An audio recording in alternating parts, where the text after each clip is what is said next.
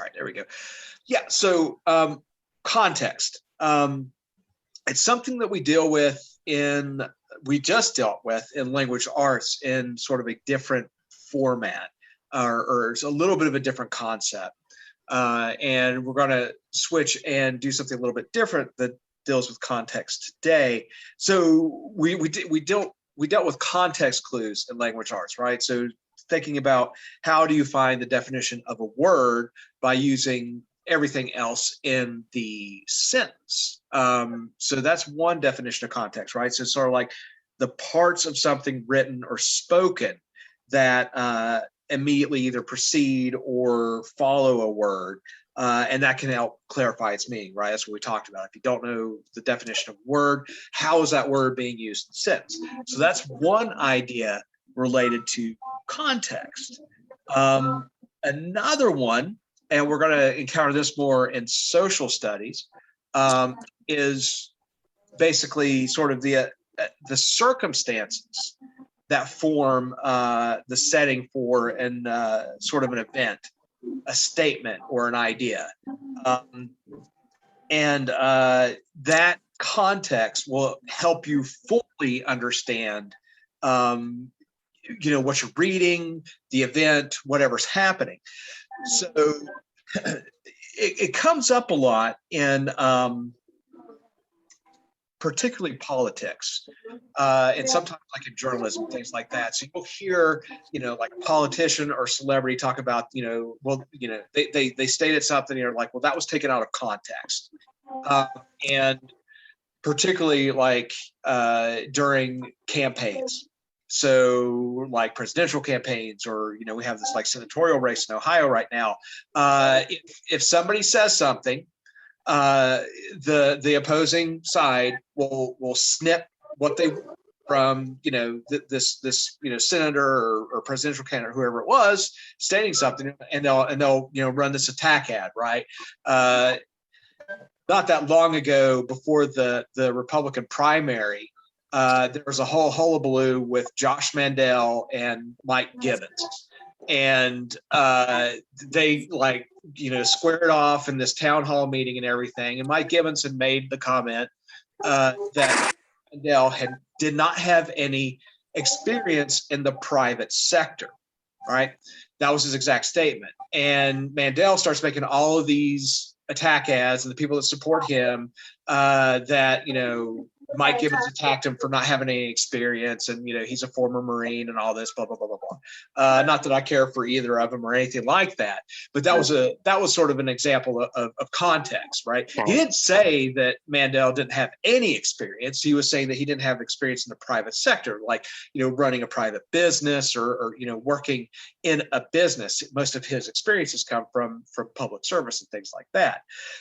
Hillary Clinton was one that got really caught on one when she was running for president.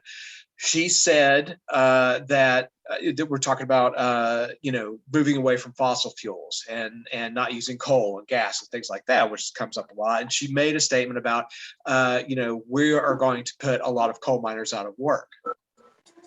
And oh boy, everybody jumped on that. And you see these ads, particularly like in West Virginia, where the mining industry is really big, that Hillary Clinton is going to put you out of work. Her whole statement, though, was that yes, we are going, if we move forward with sort of like green energy programs and stuff, we are going to put miners out of work. So we need to move resources to those areas to, retrain them, get them new jobs and things like that. So it wasn't that she was, celebrating putting miners out of work. She was explaining that, yes, this is going to be a consequence and we have to do something about it. But it lacked that context, right? So here, what we're going to be working on, when we get into essential ed, we'll see a little more of this historical context specifically. So, we deal a lot with historical, documents. We've read some of that last week. So when you take the historical context, you have to consider when something was written. And that's just as important as what they're saying. A lot in today's world, when we talk about the Constitution, we talk about the Bill of Rights. The founding fathers always come up, right? And we have to really think about when those documents were written and who they were written by. So that's sort of historical context, right? Putting it in its time and place, the proper time and place, and you get a better understanding. We'll move to that in a minute. So what we're going to do here is we're going to look at point of view first. So I got a little bit of audio to play. We've got a couple exercises that we're going to work on, and then we'll jump into essential ed, and we'll get on to combining point of view with historical context, all right? Okay, here we go. A little bit of audio first. An author's point of view is the perspective from which he or she writes about a topic. When you determine point of view, you gain a better understanding of the text. Identify the subject or main idea of the writing, and consider the author's purpose. Then think of the different perspectives that the author may have on the topic. These steps will help you clarify the author's point of view. As with other areas of the GED test, questions about determining point of view will test your ability to interpret information at various depth of knowledge levels through the use of complex reading skills and thinking skills. So that's something we're going to be familiar with, the idea of point of view. You use that from my point of view, or when you're asserting an opinion or something like that. And that's just basically from your position, your stance, from where you see things. That is going to inform your point of view. When I was all through school and grad school and things, one of the very first exercises and one of the very first questions, so we would go into, we get assigned a book and we'd have to read it, and then we'd have a discussion on it, and there'd be a group of 5 or 6 of us, whatever it may be, in the class. And particularly with my advisor, when I had a class with him, one of the very first questions he always asked us about the book we read, he would ask us, who is the author? And he's not just talking about the name, right? He wants to know details, indicating a lot of times we're reading, academic history. So, this professor from so-and-so, university or whatever. But more importantly, who did they work with? Where did they get educated? Where did their degrees come from? What other experiences? I noticed that like 2 days ago. Did they military experience, or what other kind of life experiences added? And I would pass that on. So when I had students, it was the same thing. If we read something, if we read any type of document, I wanted to know who the author was. And that will help determine your point of view. If it's somebody who's a former general that's writing about some aspect of military history, their service and when they served and what they did during their service is going to influence, even if they're writing about a historical topic. If they're writing about the Vietnam War and they served in Afghanistan, the way they write about the Vietnam War is going to be affected by their experience in Afghanistan or Iraq or anything like that. So you want to know as much as you can, but also when they're writing, that will also clue you into what their point of view is. So that's what we're going to work on today, between historical context and point of view. All right, so we have a passage here. I'll read through here, and it'll start showing us, exactly what we're dealing with when it comes to point of view. So the Apollo-Soyuz test project was the first international human space flight. In 1975, an Apollo spacecraft from the United States docked with a Soyuz spacecraft from the Soviet Union. Until this time, the two nations had competed for success in space, but during this test, the crews cooperated on joint experiments.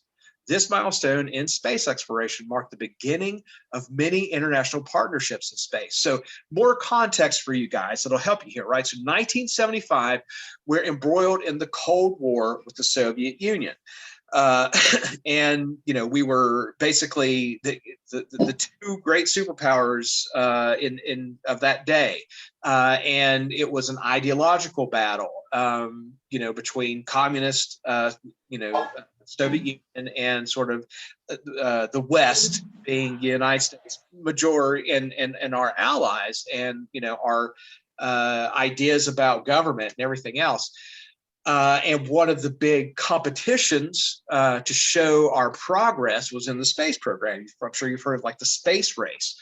A lot of why we invested so much time and energy and resources into going to the moon and things like that was to demonstrate our technological superiority in the world, and other things like the fact that we could build missiles, that with rocket power and stuff like that.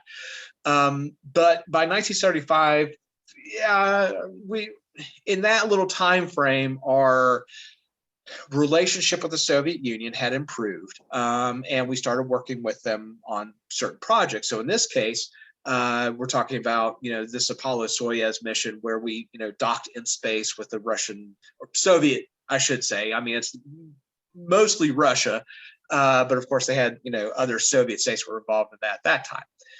And so what we have here, as it states next paragraph, so this letter that we're going to see here was written by Gerald Ford, who was the president after took over for Richard Nixon when Richard Nixon resigned after Watergate. So it's a letter written by President Gerald Ford to Soviet General Secretary Leonid Brezhnev. So and at that time, he's basically the Vladimir Putin of the Soviet Union, right? He is the head of state. He is the leader. They just had a different name for it. It's the General Secretary, but he was the head of the Communist Party in 1975. So this is right after the astronauts have returned after their successful mission. So it says, the members of the Apollo-Soyuz crew have traveled together above our planet for thousands of miles. These courageous men shook hands and worked together as they orbited our Earth. Now, traveling together in the Soviet Union and soon in the United States, they demonstrate in very human terms the fruits of our cooperation.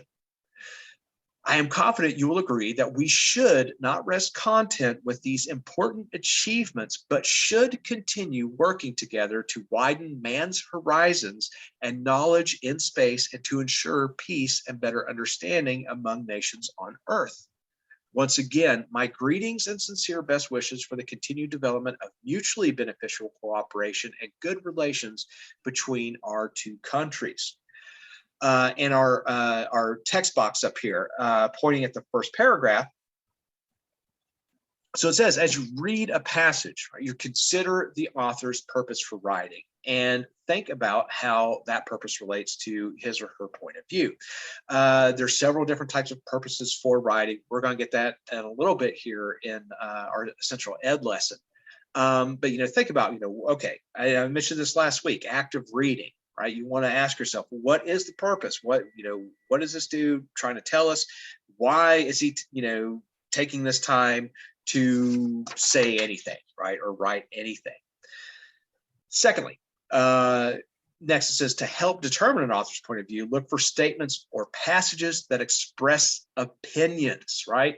So when considered along with the rest of the evidence there, what else is stated, so these opinions will help you identify the author's point of view. So, you look for that language. If they use something like I believe or I think, then you know that they're probably offering an opinion. In this case, he says, I am confident you will agree that we should not rest content with these important achievements, but should continue working together to widen man's horizons and knowledge in space. So that's an opinion. It's a very well stated one, but largely, this is Gerald Ford's idea of what should happen. Leonid Brezhnev might have a different idea or a different opinion on that. So let's take a look here. We'll have a few questions to get through, and then we'll move over to essential for the rest of the lesson. Again, so it's just restating here at the top. This is the same passage I just read, talking about Gerald Ford and Leonid Brezhnev in a letter about their accomplishments in the Apollo-Soyuz mission. And they always offer, in Paxson, they always offer little tips as far as test taking or helping with your logic and understanding passages. So when determining point of view, look for loaded language in the text. So loaded words or phrases create emotional response to the reader and can be clues to the author's point of view. So a lot of times that's strong language. If they use really strong sort of descriptive words like adjectives and adjectives. So here, there's not a lot of that. He does mention, sort of important achievements. He does, mention like these courageous men shook hands and worked together as they orbited the earth. So, they demonstrate in very human terms the fruits of our cooperation. So passages like that, not a lot of, it's a little more subtle than something that's coming, kind of hitting you over the head with something real strong language there. But yeah, you want to look out for clues to tip you off to the point of view. So let's see, we're going to have a question here. So I'm going to go to, let's see, Jessica. Let's start with you here. So what says here, which of the following best describes President Ford's point of view? So is it the Apollo-Soyuz cruise should go on a worldwide tour? Cooperative space projects can benefit future generations. The leaders of both nations deserve congratulations, or competition is a way to ensure better understanding.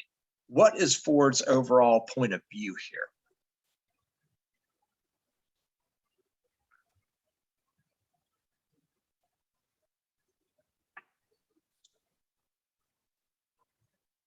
A. So it's B. So A is a detail. So Gerald Ford does mention that the astronauts on sort of like this world tour together, the Soviet cosmonauts and the American astronauts were going around and meeting different people. So it's okay. So it's B, right? So largely what Ford is addressing in this letter is the fact that he wants more cooperation in their space projects, right? And then sort of also, by process of elimination, if you look at C or D, right? That's another test taking tip. How many choices can I eliminate before I decide on my answer? So D, competition is a way to ensure better understanding. Now he's talking about cooperation. So not competition. And then C, the leaders of both nations deserve congratulations. Nah, that's certainly not the main point here, or his sort of point of view. Where he's coming from is that they should cooperate more together. Okay. And then we'll have a new piece here on the United Nations. So always, I mentioned if I'm reading, just make sure that you're paying attention, you're following along and reading along. And thinking about the idea behind the lesson, what we're working on, right? So we're thinking about point of view. How do we determine that? What language can we look for within a passage? And then other details here. All right. And it builds on the other lessons we've had. So, making inferences, what kind of implied information is in here? Looking for, other clues, looking for evidence, and things like that. Excuse me. All right. So this passage says the United States was founded in 1945 after World War II ended by a group of 51 nations. So also mentioning here, this is some of that historical information that we deal with in social studies. I'm going to make that all connect later, but also think about anytime it mentions something historical here, make note of that information. So today it has 193 member states. Through its founding charter, the United Nations provides a forum for its member states to express their views and take action on a range of global issues. The United Nations is best known for its peacekeeping, conflict prevention, and humanitarian assistance work, but it is also heavily involved in other efforts to make the world safer. For the United Nations, the rule of law refers to a principle of governance, which all persons, institutions, and entities, public and private, including the state itself, are accountable to laws that are publicly promulgated, equally enforced, and independently adjudicated, and which are consistent with international human rights norms and standards. It requires as well measures to ensure adherence to the principles of supremacy of law, equality before the law, accountability to the law, fairness in the application of the law, separation of powers, participation in decision-making, legal certainty, avoidance of arbitrariness, and procedural and legal transparency. All right. So basically talking about, what the United Nations promotes as an international organization. Okay, let's see, Levon, we'll go to you here. Which of the following is not an action the United Nations would take? So negotiate a ceasefire between two nations, assemble a military force to help implement a peace agreement, establish a refugee camp during an armed conflict, or carry out a preemptive military strike. Preemptive, can we definition for preemptive? Preemptive, so before another action takes place. I preemptively took vitamins in case I got sick, right? Something along those lines, doing an action before another action takes place.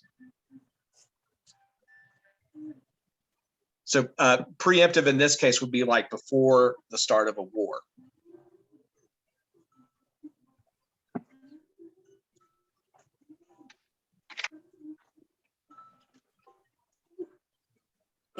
A, negotiate a ceasefire. So it's D here. It is that actually preempt. Yeah. Then so the United Nations, get a little more background on that, right? So that came about after World War II. We had this League of Nations for a little bit after World War I. And basically, it was one time that the world kind of came together after the immense atrocity of World War II and just the all the death and destruction that there was this decision, we don't want this to happen again, so we need some type of sort of international governing body, and to hopefully prevent that type of scenario again. And the UN, like it says here, it will step in to help negotiate ceasefires and peace treaties between nations.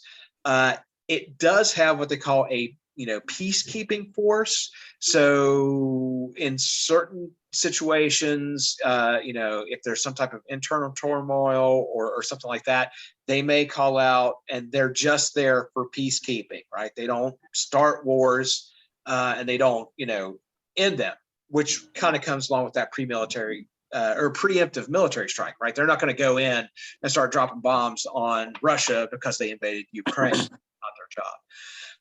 And yes, so they are very, very heavily involved in refugee status, right? So if something happens, like right now, right? Perfect example with Ukraine, the UN is heavily involved with, moving, getting people out of Ukraine, getting them safe. And there's all kinds at this point of other, things that the UN does and it's involved in. But the one problem is, nothing's really binding with the UN, because every nation has its own sovereignty. So it's all sort of in goodwill that you follow any directive or anything that's established by the United Nations. And of course, there's always pushback from groups within a country. We have plenty within our country that, want us to, leave the UN and all this stuff because they feel like they encroach on our sovereignty too much. But anyway, so that's a little spill on there. Yeah, so they wouldn't do that, right? They would not carry out a preemptive military strike. That's not what they would do from their point of view. And so same passage again, sort of outlining what the United Nations does. So thinking about the text, which we're going to do this again when we get to essential ed, what was the purpose of this passage? And was it to persuade? Is it to educate and inform? Does it offer an opinion, or is it some type of editorial or commentary? And there's several others here, but that for nonfiction type of writing and social studies is things that we would see. Mariama, how about you try this one? What would be the purpose of a passage like this? D. D, editorial or B is in boy. Okay, you have to pardon me. My hearing's not the best sometimes.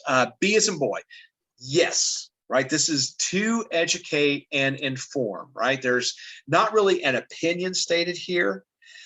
So it's not trying to persuade you of anything. It's just offering you some simple facts, basic information about, the United Nations.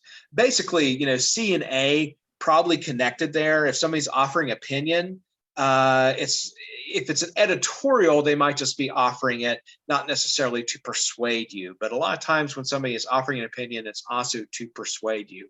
And again, we're going to get more on this in a little bit. Or editorial, well, that's kind of the same thing. Editorial commentary, a lot of times that is sort of rolled into opinion as well. But there's actually about 4 kind of basic reasons why people write, and we're going to talk more about that here in a minute. Okay. Yes. Okay. So same passage here. Now they have adjudicated in boldface type here. So I'm going to read that sentence again. And what they're asking us here is the writer's use of the word adjudicated in this passage can best be substituted with which of the following. But I want to read that passage again, not the whole passage, but that sentence, and we're going to think about context clues. What could they mean by that word? So for the United Nations, the rule of law refers to a principle of governance in which all persons, institutions, and entities, public and private, including the state itself, are accountable to laws that are publicly promulgated, equally enforced, and independently adjudicated, and which are consistent with international human rights norms and standards. Let's see, Kate, let's go to you. So what does adjudicated mean in this passage? Is it negotiated, administered, legally decided, or enforced?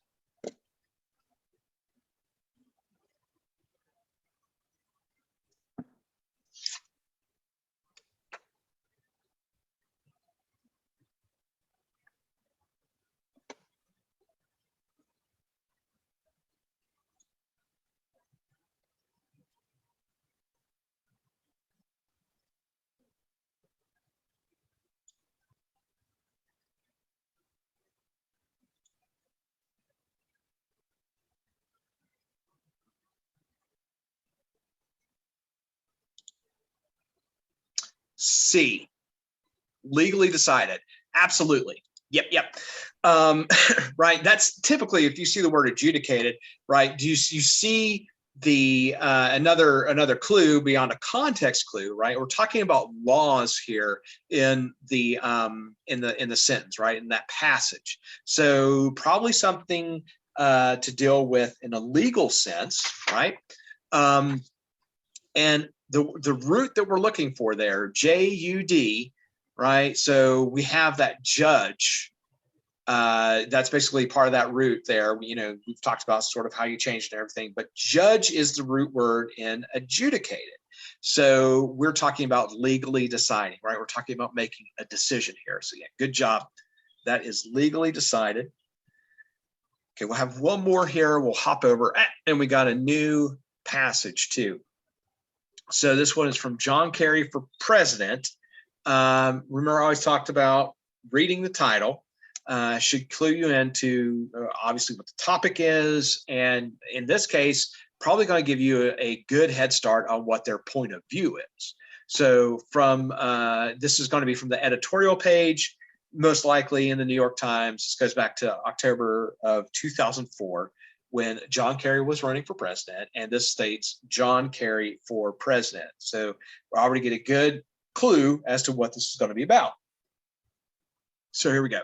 Mr. Kerry has an aggressive and in some cases innovative package of ideas about energy aimed at addressing global warming and oil dependency. He's a longtime advocate of deficit reduction in the Senate.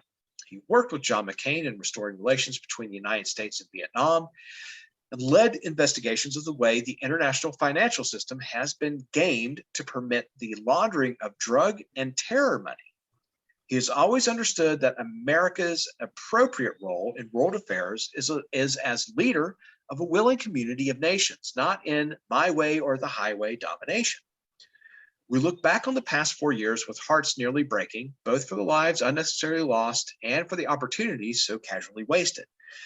Time and again, history invited George W. Bush to play a heroic role, and time and again, he chose the wrong course. We believe that with John Kerry as president, the nation will do better. Voting for president is a leap of faith. A candidate can explain his positions in minute detail and wind up governing with a hostile Congress that refuses to let him deliver. A disaster can upend the best laid plans. All citizens can do is mix guesswork and hope. Examining what the candidates have done in the past, their apparent priorities and their general character. It's on those three grounds that we enthusiastically endorse John Kerry for president. So our final question for our quiz here, I'm gonna go back to Levon. In which section of the New York Times would you expect to find this article? And I might have already given the answer there. So let's see, it's either A in the education section, B in the world news section, C on the opinion pages, or D on the local news pages. The world news. So it's going to be No. I'm sorry.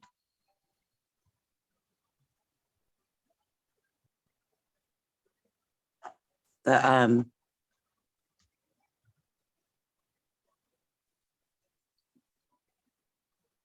local news pages. no, it's going to be on the opinion page. So yeah, this is an opinion piece. It's a very well-formed opinion, right? We're going to get into this, particularly, I mentioned this with our writing, where we're going to be, looking at persuasive text, right? So first off, we would know this is most likely, it's certainly an opinion, and they're basically trying to persuade you, right, that why to vote for John Kerry. So, and this is from the New York Times. So this is the endorsement on their opinion page from the New York Times. So see there, right? It's going to be on opinion page. All right. And let's see. Do we have one more? Oh, yeah. We have one more. So here, right? Which of the following best expresses the writer's point of view? So a particular phrase, right, could also clue you in as far as what that perspective is. Madison, I think I saw you driving. I don't know if you can divide your attention there, but I'm going to let you give this a try. So out of these four little sentences here, these phrases, which one best expresses the writer's point of view? Is it George W. Bush made heroic choices? George W. Bush can lead the nation to a better future. John Kerry makes his position known. John Kerry's past record and his character make him a good candidate.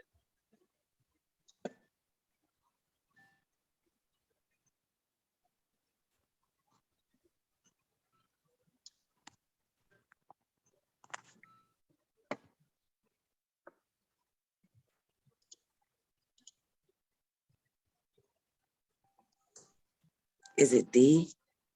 John Kennedy past record and his character makes him a good choice, good candidate. Sorry, my microphone was on mute. I say D too. Okay. I'm sorry. No problem.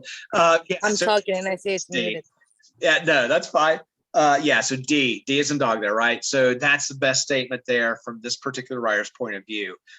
We know, right? We know from the title that's most likely that they're in support of John Kerry. So that tells us that right away. And that sentence D, John Kerry's past record and his character make him a good candidate. And that's basically what we have in the passage, right? We talks about some of the legislation and how he worked kind of across the aisle with John McCain, and there's evidence there to support that entire view. Okay, so now we're going to hop into essential, and the lesson, which I need to be on my content here, is no, that's not right. Let's see. Here we go. Does that just show up on your screen because you're a teacher, or that's the way Essential is originally, the layout looks like? So for me, this is sort of like the administrative side, the teacher Okay. side. And then, so before class at some point, I'm assigning you, the lesson looks exactly the same. It's just how I get to it is different than where you guys are going to go. But for you guys, under that assignments tab on sort of your home screen, it'll pop up there. And you might have a few, because I was assigning them last week. So, you guys that weren't around for those first couple classes, you might have multiple assignments there. If you can at some point, go in and do those. But you should be able to select it it should show you all of them. And you could just select the one now. So it's, let me get into my list here. And we're jumping around a little bit because we did, the next lesson in that first part was understanding words in context, which we did in language arts. So I've moved on to the second part here, and it's historical context and point of view. All right, we'll have some audio, no doubt.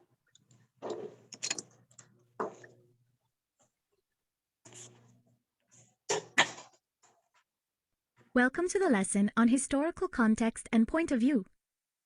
This lesson will teach you how to identify aspects of a historical document that reveal an author's purpose or point of view. Okay. Yeah, so now we're going to add, the historical context side of that, which will help us in some cases define point of view or determine point of view. So we'll take a look here. When reading something written in the past, it helps to understand the historical context of the text. The context can give you clues about the author's purpose and point of view. Like, say you're reading the first-hand account of a war refugee. The story is probably going to focus on how the author survived and escaped a war zone. If you didn't know the context, you might be very confused about why the author is talking about fleeing, hiding, and looking for food. The context gives you the information you need to fully understand what you're reading. Once, when I was a child, I found an old letter from one of my grandfathers. I didn't realize it at the time, but it was written during my grandparents' second honeymoon in Hawaii. My grandfather wrote about how much fun they were having, skiing, hiking, and fishing. I was especially happy to read that they would be bringing back souvenirs for the kids. I was a kid. I wanted a souvenir. So I was pretty disappointed when my mother explained that my grandparents weren't in Hawaii anymore. They made that trip back in the 60s, before I was even born. I read the letter without any context, and I ended up drawing some wrong conclusions. No hula doll for me. Well, I've learned a thing or two about historical context since then. Here, let me show you. So, yeah, historical context, right?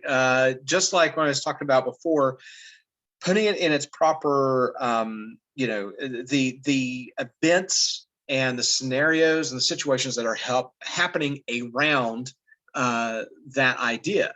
And that's going to help you determine the overall historical context, which is really important sometimes, particularly in social studies, because we deal a lot with historical documents.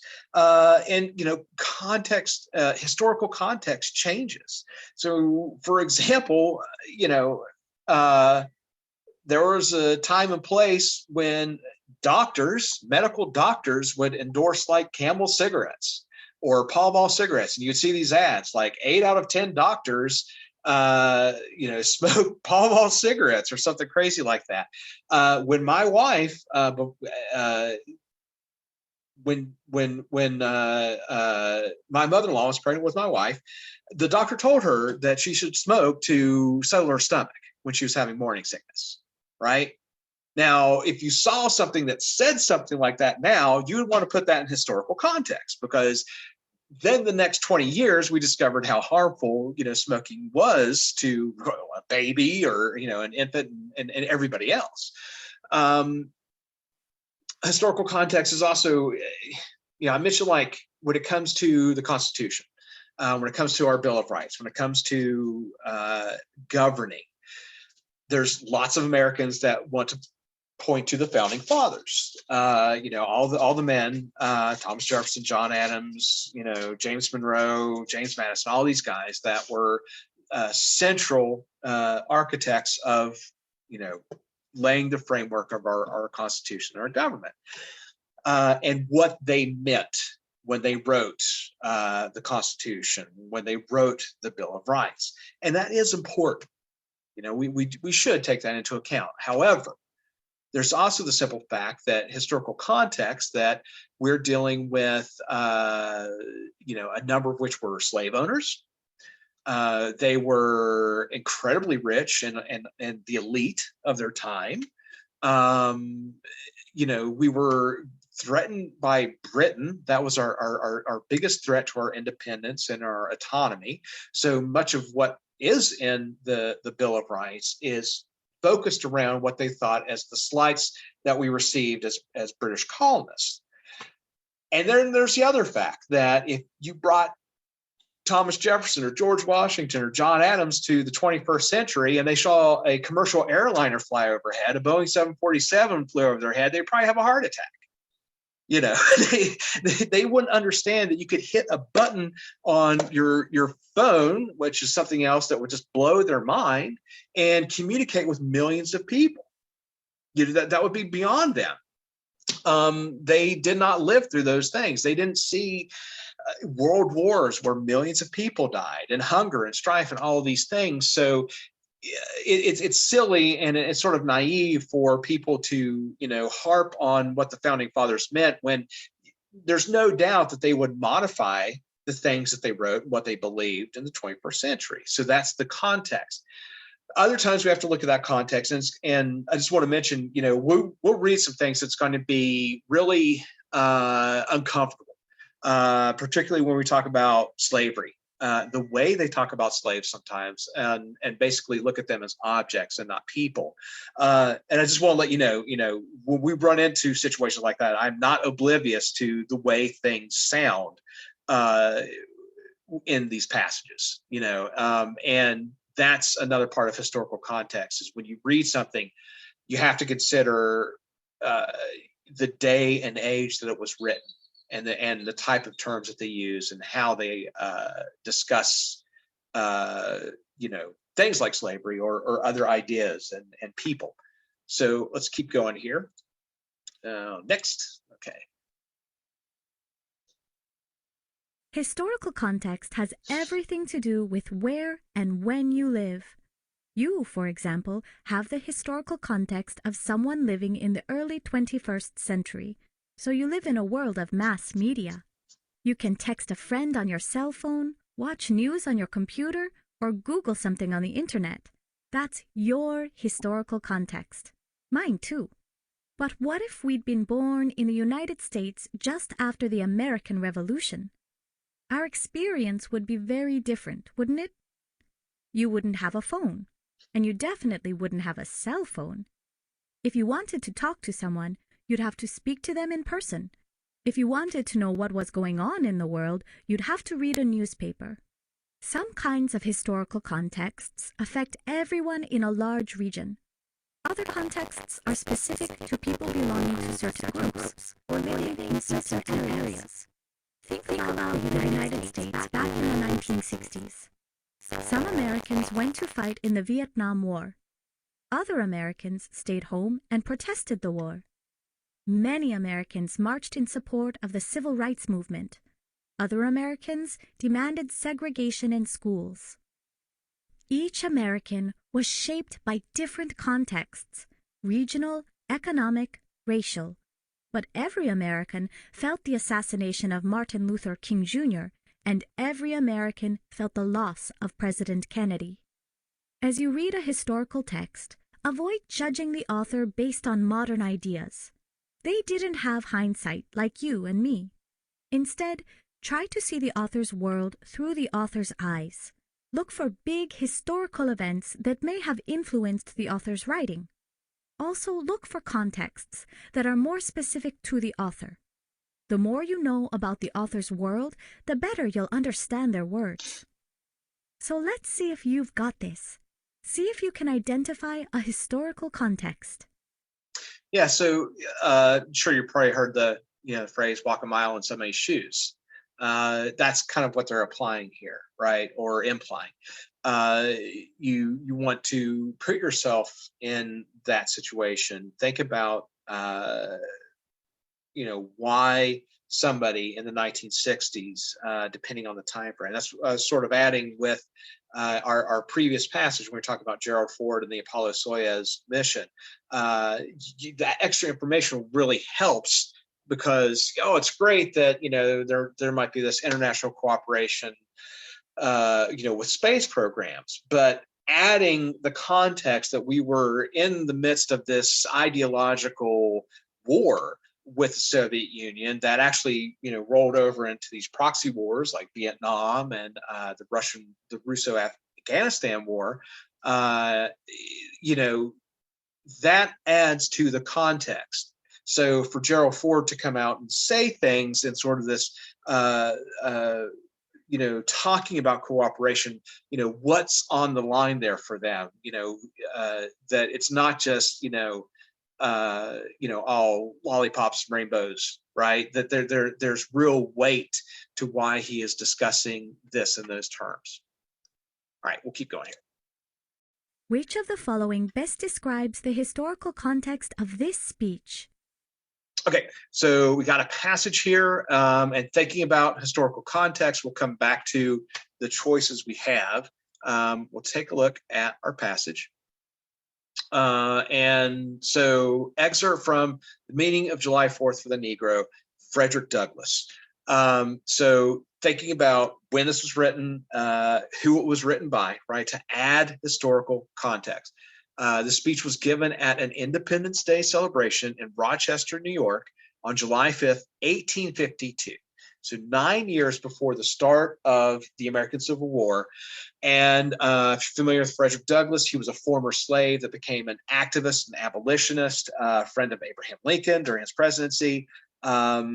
So that gives you a little bit of background here.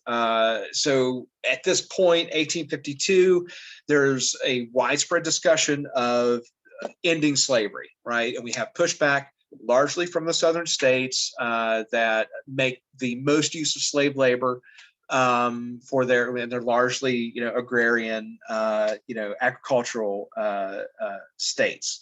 So Frederick Douglass here. So he says, "Fellow citizens, pardon me, allow me to ask, why am I called upon to speak here today? What have I or those I represent to do with your national independence? Are the great principles of political freedom and of natural justice embodied in that Declaration of Independence extended to us?" All right, yeah, keep going here. So, such is not the state of the case. I say it with a sad sense of the disparity between us. I am not included within the pale of this glorious anniversary. Your high independence only reveals the immeasurable distance between us. The blessings in which you this day rejoice are not enjoyed in common.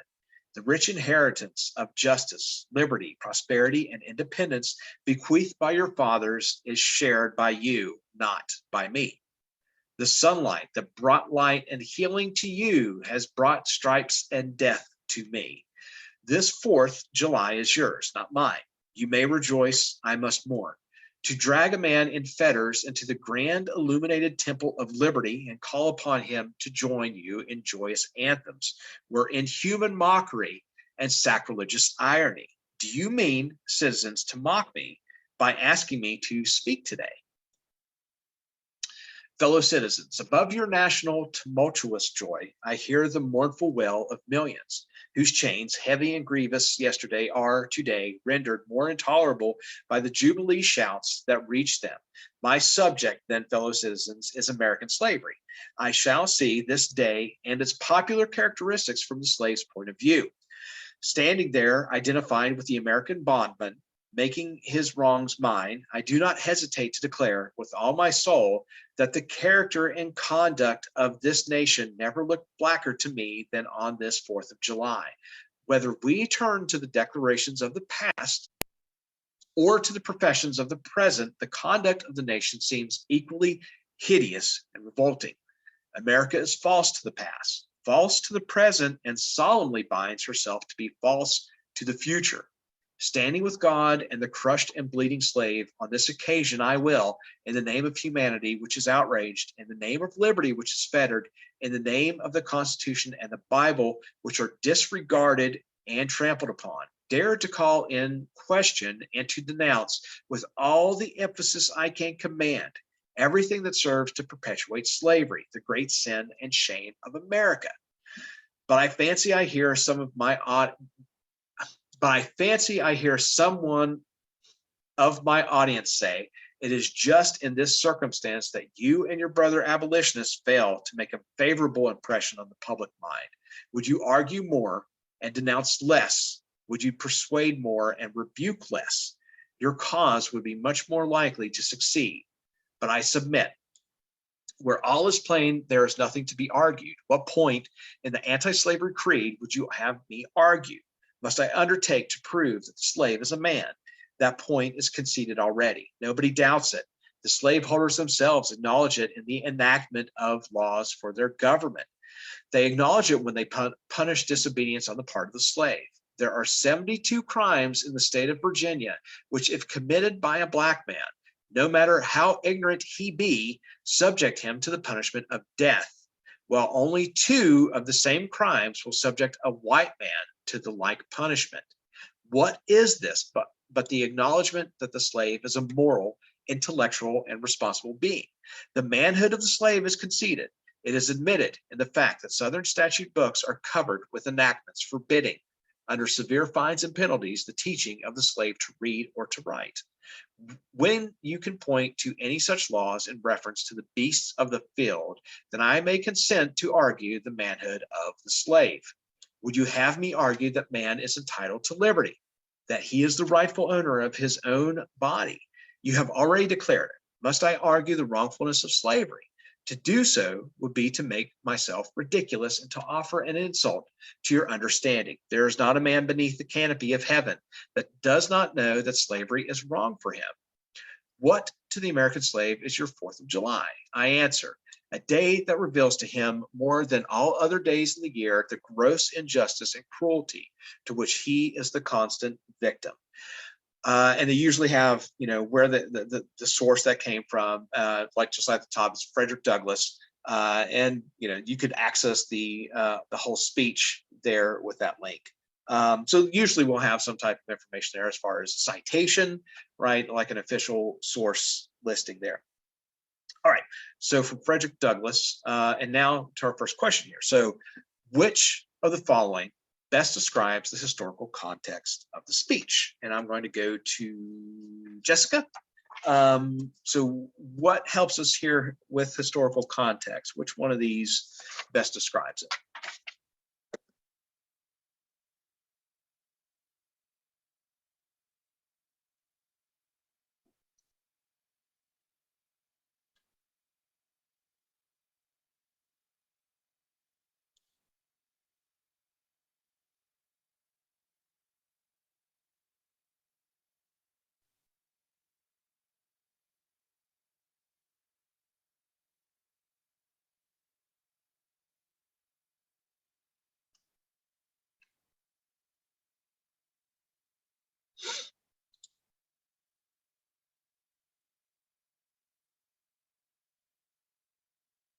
I don't know if I can't hear you there if you're answering. Okay. Let's see. Yeah. A, this speech was given by a current slave. He was a former slave, so you're on the right track. Everything about that except the fact that he was a former slave. So speech given by a former slave speaking in the North right before the American Civil War. So all that's on point except for the fact that he's a former slave. Great job. Most of the historical context you need is right there in the preface before the passage. Douglass is a former slave giving a speech in New York State on the topic of slavery. The Civil War is still nearly a decade away. Yeah, and so what he really gets into there, just to sort of summarize, you're really speaking to our Declaration of Independence, right? This idea that all men are created equal, that we do not live up to that standard because we still, we still maintain the institution of slavery. He's criticizing those in the North. The northern states were the first. By this time, you had a lot of the states that had already abolished slavery in the North, but working to see it end across the country. And he's bearing down on them. He's putting pressure on them that they have not done enough.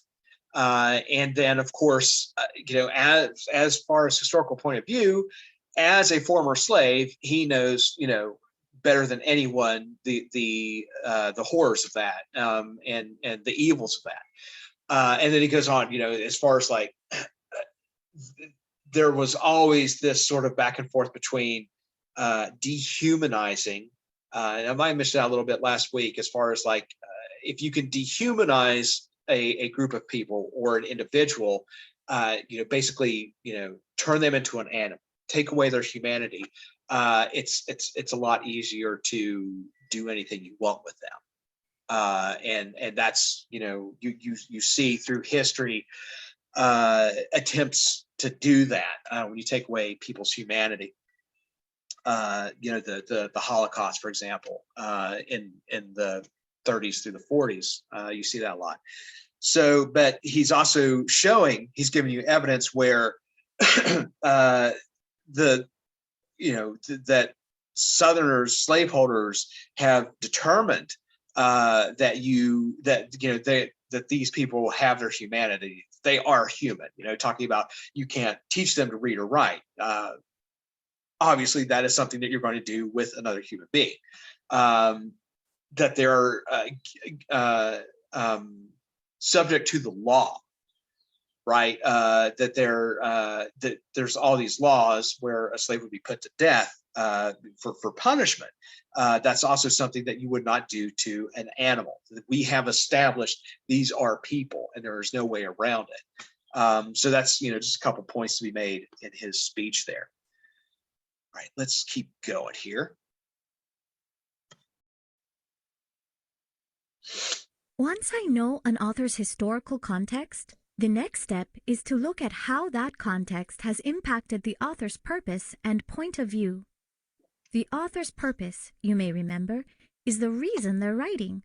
There are only 4 major reasons that people write: to describe, to entertain, to explain, or to persuade. Just throwing out here, we saw a little bit of a different idea in the lesson before, but here, right, you should be able to basically use one of those 4 purposes to describe any type of writing that you encounter. If it's to describe something, that's a lot of times to provide directions, right? To explain something, information, giving somebody information. It may be in the news, right? It may be like encyclopedia entries, Wikipedia, for example. To entertain, most often that's going to be fiction, right? You're telling a story. There's nonfiction out there that does that as well. But that's going to be another wide purpose. To persuade, we're going to deal with a lot. We're going to deal with that in language arts, as I mentioned before. When it comes time to do your writing response and everything, you're going to be given a couple passages, both of which are going to present an opinion and a point of view on a subject and try to persuade you to take on to either support that opinion or to take part in an action, right? They're trying to make you do something. A lot of times, authors will write for multiple reasons. My goal is to put those reasons into a historical context. I like to begin by asking myself, who is the author? Are they a politician, a journalist, a labor leader? Understanding who the author is can give me a better understanding of their purpose. Next, I ask myself, where, when, and what is the author writing? Is the author a journalist covering the fall of Senator Joseph McCarthy? A veteran writing memoirs about the Iraq War? A Confederate soldier drafting a letter to his family? With this general context in mind, start looking at the details. That's where you'll find the specifics of the author's purpose. What does the author say or imply? What is the author talking about? Are they giving you support for an argument? Are they using a lot of emotional language? Is the author causing you to feel something? These details can give you a hint as to the author's specific purpose. Next, you'll want to look for the author's point of view. What does the author believe, and how are they expressing that belief? Look for places in the text where the author shares opinions and feelings. What is the author's tone? Happy? Sad? Angry? Look at the words that the author uses to describe people, places, and ideas. Do you see words like unfortunately or ridiculous? What details and examples does the author give? What information does the author focus on? What does the author not focus on? All of this information could be valuable for understanding the author's point of view. After you've given some thought to the author's purpose and point of view, go back to the author's historical context. Do you see any parallels between the author's purpose and the author's historical context? What about the author's point of view? Does it make sense in light of where and when the author lived? If the author is an American housewife living in the late 19th century, I wouldn't be surprised to learn that she was an advocate for women's suffrage. It makes sense in her historical context. Now it's your turn. Let's see if you can identify a historical author's purpose and point of view. Right. So that's a great point there. Talking about like women's suffrage, you're going to see more writing about that in the 1800s. Remember we mentioned that like Elizabeth Cady Stanton and Susan B. Anthony. So from like late 1840s up until the 1910s and later, discussions of women's suffrage. In today's world, women's rights, you would hear those names in reference to maybe their work and things they did, but not necessarily women's suffrage, because women have the right to vote. And obviously, you wouldn't hear a lot about that prior to the 1800s. It would be really dangerous for a woman to start speaking about voting rights for them any earlier. And of course, if you go too early, then you don't really have democracies. You don't have people voting. So that's going to actually play a part in context as well.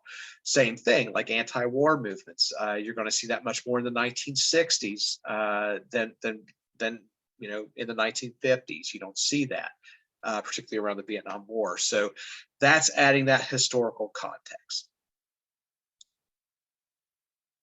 How has the author's historical context likely affected his purpose and point of view? Okay, so a follow-up question here. It is the same passage. I'll just double check, right? So his excerpt from a speech on July 4th that was given in New York as a former slave. So Levon, I want to take this, give this one a shot here. So how has the author's historical context likely affected his purpose and point of view? 1 second.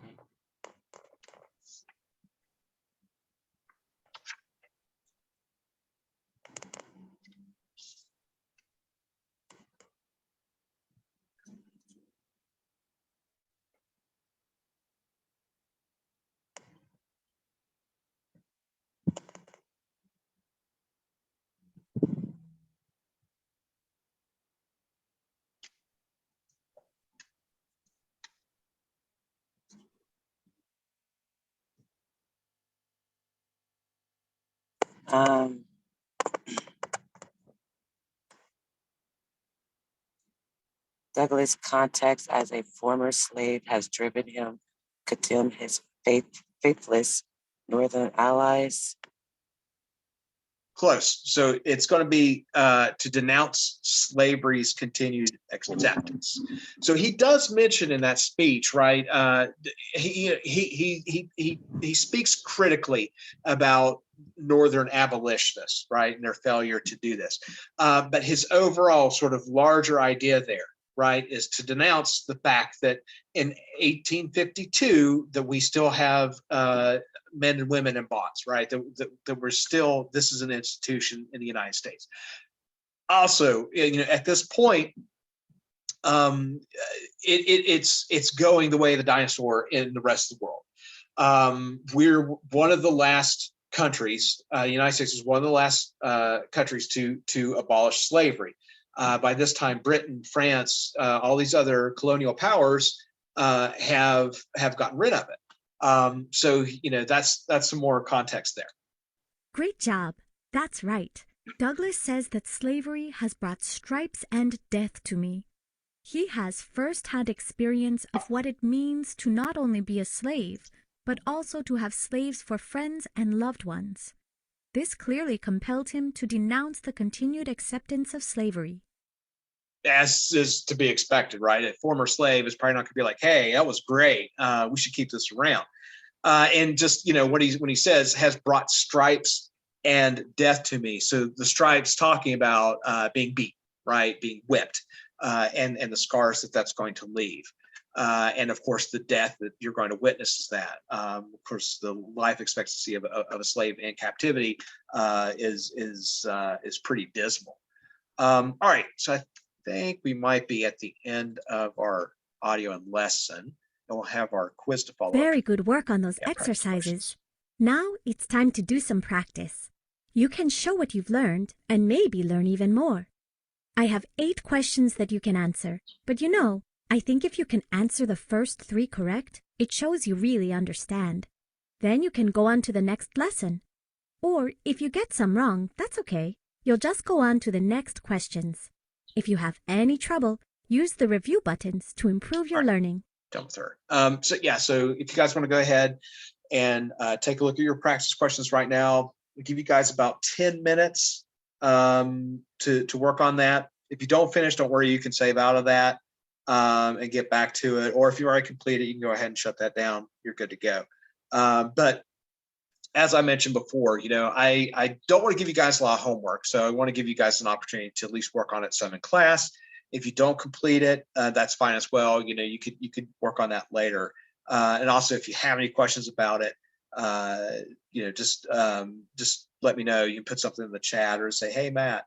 So I'm going to give you guys about 10 minutes there, and we'll come back together right before we take a break for language arts. So go ahead and work on your practice questions if you'd like to.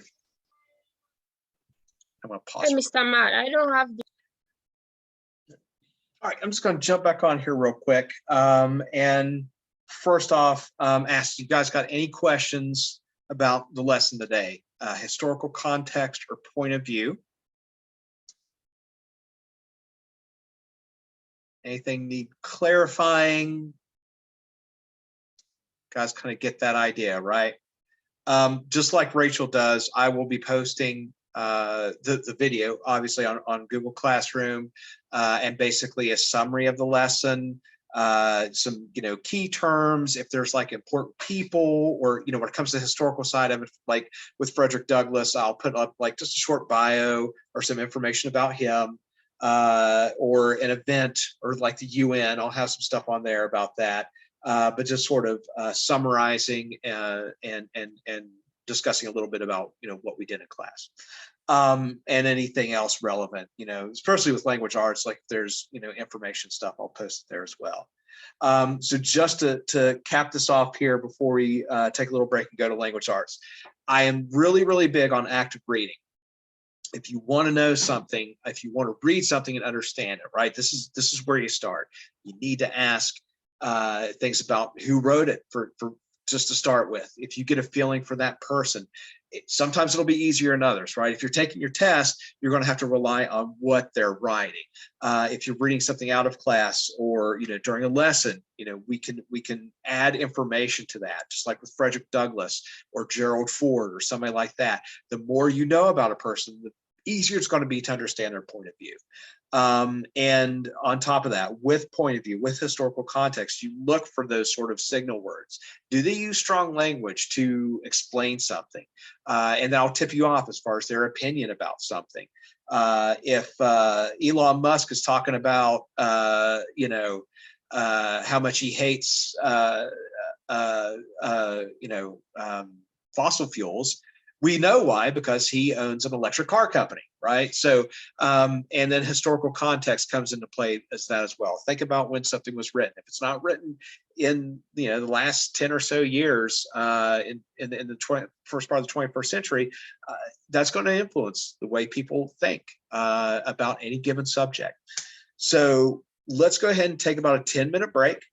And we'll jump into language arts. We're going to do some work, some more work on basic sentence structure and punctuation, which is going to go hand in hand with what we did last week. All right. So I'll send out a text in the group chat, and then we'll meet up here.